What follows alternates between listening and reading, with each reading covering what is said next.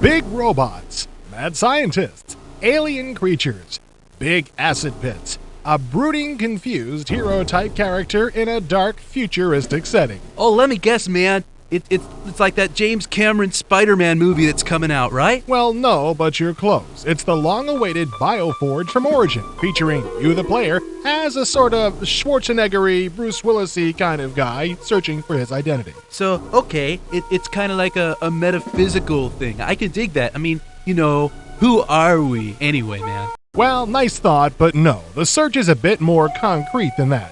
You don't remember who you are, and half your body's made of metal. Whoa. I've been to parties that ended up like that.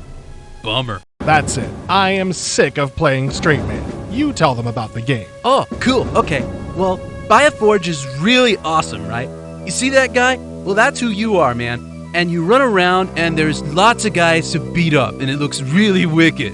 And then the big robot dude came out, and I tried to beat him up too, but he started shooting these rocket things, right? He flamed my butt back to Christmas, man. Is that it? Yeah, I think so.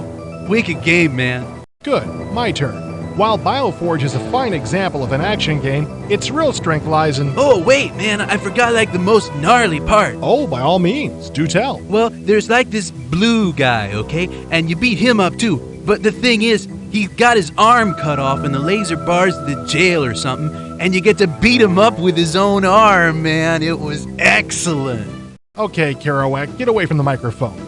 Yes, there's lots of stuff to beat up in BioForge. In fact, you actually get a blaster a little later on, and you get to shoot at things too. Yeah? Cool! But there's also a really great story going on here. To make any progress, you have to put together all the bits and pieces of information that you find lying around in the form of journals and scientific logs. It's true that some of these go on for a really long time. Man, did you read all of those? I was falling asleep, so I went and beat up another guy. I gave a little speech when I finished too, man. It was so cool. Well, even though the written material takes quite a while to slog through, the good news is that it will creep you out the door. The writing is so good on this game, and the story is so freaky, that it actually takes a few sharp turns toward Alien-style horror. And then you run around looking for more people to beat up. And you look really cool when you move, man. It's almost like real. How do they do that? I've never seen a game look like that, man. Well, we talked about that in detail in our preview back in episode 7. But the short answer is that the Origin team combined some hardware called a flock of birds with... Oh, I know them, man. They had great hair. And I ran so far away. You know, you're only about the 6 millionth person to make that joke. Joke? 3, 2, 1.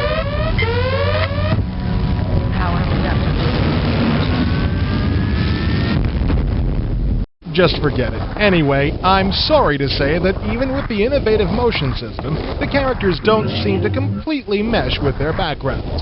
But this is still beautiful stuff to look at. You can forgive the occasional slip with the kind of freedom of motion you have. Also, the character never really stops moving. When you're not giving direct instructions, he starts shifting his weight immediately. This isn't the first game to do this, but it's always a nice touch. The puzzles go from pretty darn easy to really tricky without a lot of warning, and this is a little frustrating. But if you ever get frustrated, you can just go find someone to beat up. Okay, we'll play it your way. We'll talk about beating people up. The combat in BioForge is really quite complex. Each of the enemies you face has 16 different fighting moves. You, being the hero, have 24. All the moves are based on using the number keypad in combination with the Control and Alt keys. You can even combine moves by holding keys down simultaneously. Well, yeah, but what about when you're fighting a guy and you hit a key twice because it didn't work the first time, but you really only want to hit the guy once, okay? And you go ahead and you hit the guy twice anyway. I don't believe it. You actually have a good point. The command buffers should clear a little more often. Well, yeah, that, and if you just want to hit the guy once, you shouldn't have to hit him twice just because you had to hit the button twice to get it to work. This is Origin's second self-proclaimed interactive movie after Wing Commander 3, and there's no denying the strong cinematic feel of the game. There's lots of dramatic lighting, and the soundtrack actually responds to your actions. There's even a confrontation with the man who is responsible for your surgery, who is, of course, very talkative and melodramatic. Oh, it's the bald dude from the beginning of the game. Hey, bald dude. Also, like the Alone in the Dark games, BioForge uses the technique of shifting camera angles to create that cinematic mood.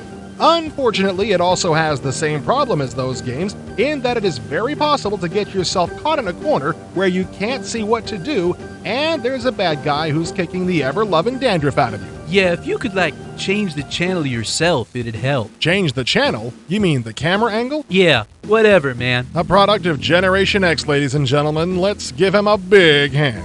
No one is going to confuse BioForge with Doom, and that's good because the plot is actually more important in BioForge. But you do have a lot of the same action-oriented things. You run around, look for better weapons and armor, And you beat people up. It's cool. Actually, I might as well mention that the number of people you kill actually affects what character you turn out to be at the end, from before you had your memory wiped. Oh, yeah?